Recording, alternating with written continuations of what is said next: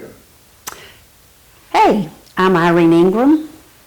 I'm here to tell you about my new course that I'm very excited about, called The Heart of It All, Developing Healing Relationships and Techniques.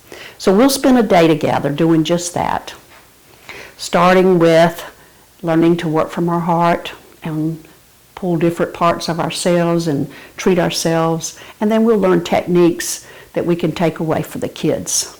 This course developed after years of practice and studying all sorts of techniques and finding a common thread and thinking, I think we might be able to do this a little easier, a little faster, and wanting to bring some simplicity into working with kids and adults and the healing process. There's so much research on engagement, and this was one of the things that just went aha to me, where I pulled down an idea of, well, let's use engagement on the cellular level, whole body level for ourselves, and see what happens. And I've had I was very pleased with the results. And so I pulled a course together to bring in many methods and a spiritual piece so that we can help children learn to heal themselves and have techniques to do anytime. And some of the quotes I had from children that I work with were that I used to see once a year. They would say, I've been doing this all year. It has helped me so much.